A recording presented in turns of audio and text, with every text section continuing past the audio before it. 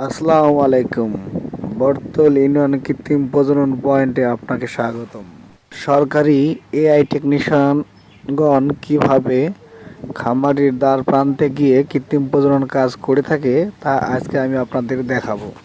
আমি আছি কবুরহাট গ্রামে, একবারে মাঠের দিকে। গোলাম মোস্তফা ভাই খামারি, তার বাড়িতে আছি।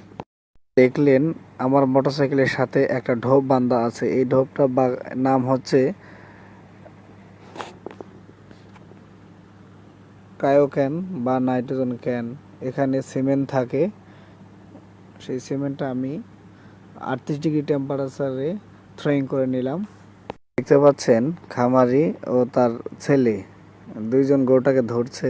আমি অপেক্ষমাণ আছি, আপনাদের বাস্তবে দেখাবো কিভাবে কৃত্রিম প্রজনন করতে হয়।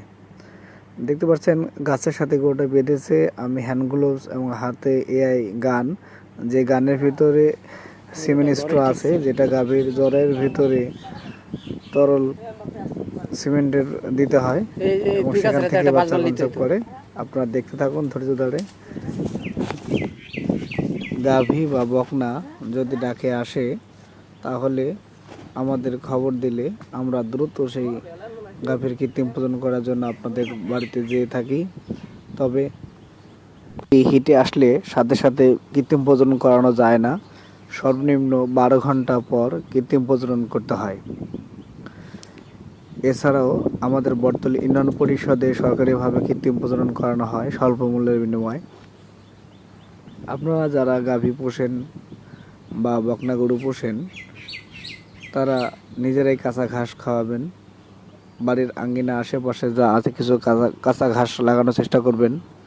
আমরা যে বাড়িতে এসেছি গোলাম মোস্তফা ভাই, তিনি মাঠে কাঁচা ঘাস কেটে খাওয়ান এবং তার গরুগুলো কনসেপ্ট রেট অনেক ভালো।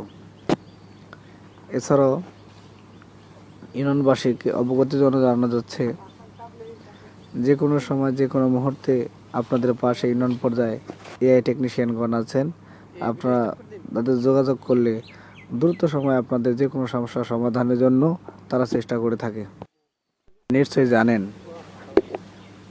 দেশের কোরবানির চাহিদা আমাদের দেশের গরুর দিয়েই সম্ভব মেটানো। আর এই কৃত্রিম প্রজননের মাধ্যমেই দেশে গরুর বংশ বিস্তার হয়েছে। আপনারা যদি একটি সার থাকতো, একটি সার দিয়ে একটি গরুকে কৃত্রিম প্রজনন করানো সম্ভব, কিন্তু আধুনিক বিজ্ঞানের ফলে আজ একটি সারের বীজ নিয়ে 400 থেকে 500 গরু কৃত্রিম প্রজনন করানো হচ্ছে এবং একটি সার থেকে হাজার হাজার গরু কৃত্রিম প্রজনন করা সম্ভব।